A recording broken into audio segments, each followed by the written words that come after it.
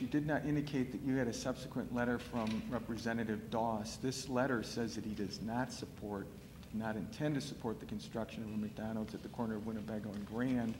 I can make a copy of that, but I think that's important for the record. I think it also substantiates what the appellant is indicating, which is that the letters of support was from one neighborhood that's not impacted by this McDonald's, and from the alderwoman, and that the representatives who were cited were supportive of the larger project, which was a senior center. I believe that's the case. The senior center, by the way, would be subsidized by us, just as the site for the pyramid was subsidized. And so essentially what we're doing here, I mean, we're talking about this all over the place, but the fact is what we're doing is we're subsidizing the fact that McDonald's doesn't want to pay for a retaining wall and for the effort to redo the site where they're at. On Exhibit A, which they refer to, which is the actual development plan,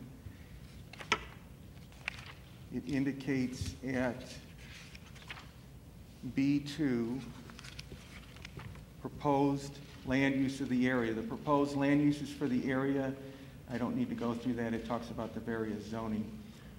Redevelopers contracting with the Land Clearance for Redevelopment Authority of the City of St. Louis, LCRA, to develop property in the area, hereafter referred to as redeveloper. Now this is me talking. Keep in mind, Pyramid is the redeveloper for this site. They got this site free. We paid for the demolition, and we paid for site prep to develop property in the area, and any other person or entity seeking an occupancy permit for a new use after the effective date of the ordinance approving this amended plan shall not be permitted to use said property for the following, one of which is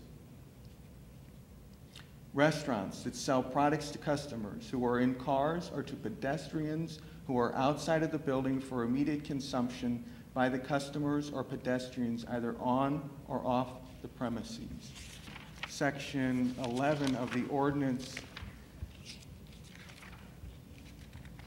itself indicates, in order to implement and facilitate the effectuation of the amended plan hereby approved, it is found to determine that certain official actions may be taken by this board, that's the Board of Aldermen, and accordingly this board hereby A, pledges its cooperation in helping to carry out the amended plan, B, requests the various officials, departments, boards, and agencies of the city which have administrative responsibilities likewise to cooperate to such end and to execute their respective functions and powers in a manner consistent with the amended plan.